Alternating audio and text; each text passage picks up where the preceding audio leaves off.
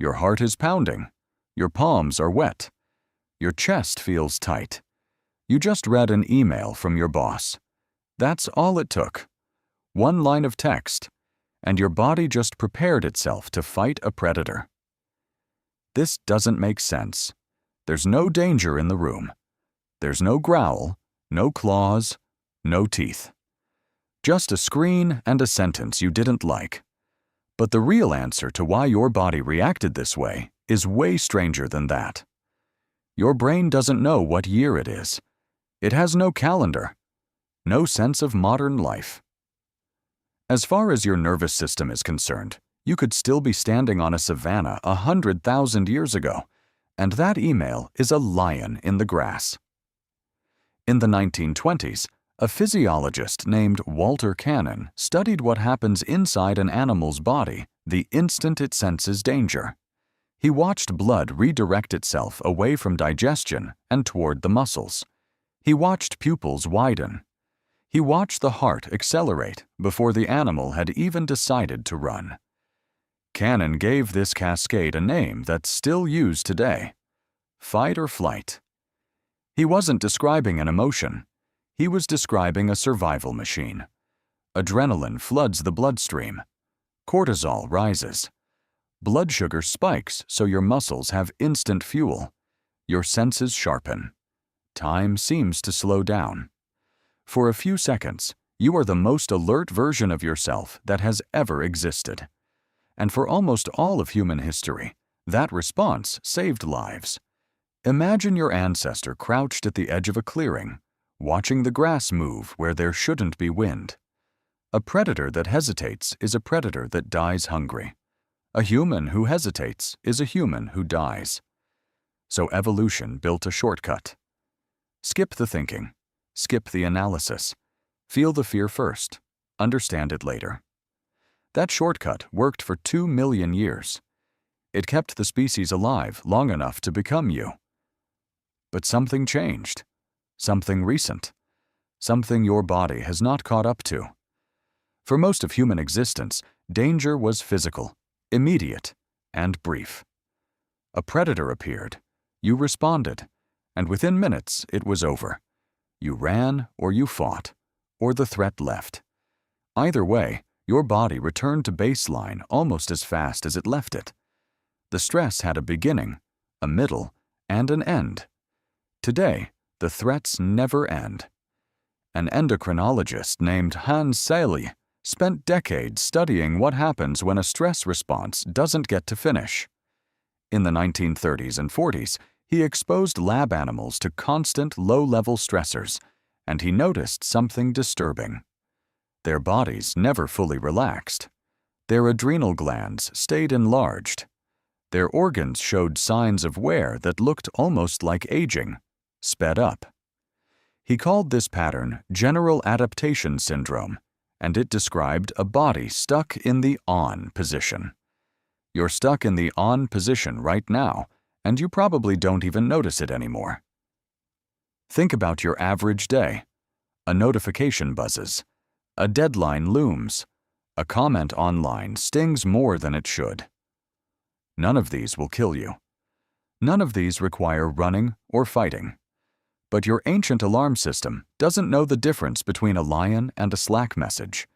It only knows one word: threat. So it fires the same cascade every time. Heart rate up, cortisol up, muscles tense, ready for a fight that will never happen.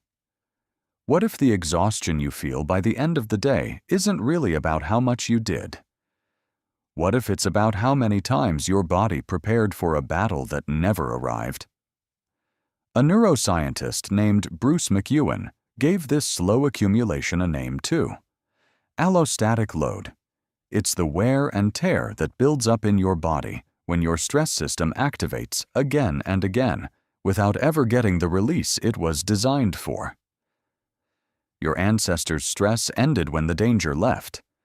Yours doesn't end, because the danger, the modern version of it, never actually leaves. It just refreshes your feed. Here's where it gets stranger. Robert Sapolsky, A researcher who spent years observing wild baboons in Kenya noticed something almost funny about the difference between animals and humans. A zebra being chased by a lion is terrified for exactly as long as the chase lasts. The moment it escapes, its stress hormones plummet, and it goes back to grazing like nothing happened. It doesn't replay the chase in its head that night. It doesn't imagine future lions. It doesn't worry about the lion's opinion of it. You do all three. You don't just react to threats. You manufacture them, in advance, using nothing but imagination. You rehearse an argument that hasn't happened yet. You relive an embarrassment from a decade ago. You worry about a version of tomorrow that may never exist. Every single time, your body responds as if the threat were real. Because as far as your nervous system is concerned, a vivid thought and a real lion produce almost the same signal. This is the strange inheritance sitting inside your skull. A survival system built for short, sharp, physical danger, now running on a diet of emails, comparisons, and endless scrolling. So what do you do with a body that's still hiding from lions that no longer exist? You can't turn the system off. It's not a flaw. It's the same machinery that let your ancestors outlast ice ages, predators, and famine. But you can give it what it was actually designed to want. Movement. A body that surges with adrenaline is a body that expects to run or fight, and when you give it neither, the stress has nowhere to go. Something as simple as a walk after a hard conversation isn't a luxury. It's closer to completing a circuit your biology started and never finished. You can also give your brain something it rarely gets anymore: an ending. A clear signal that the danger has passed. Ancestral stress had a finish line. A predator left or it didn't, and either way, the event was over. Modern stress rarely announces its own conclusion, so your body assumes it's still happening. A few slow breaths, a moment of stillness, even just naming the feeling out loud, can act as that missing finish line.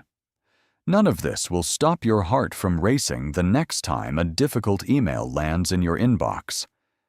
That reaction is older than language, older than fire, older than the idea of an inbox itself. It is not going anywhere.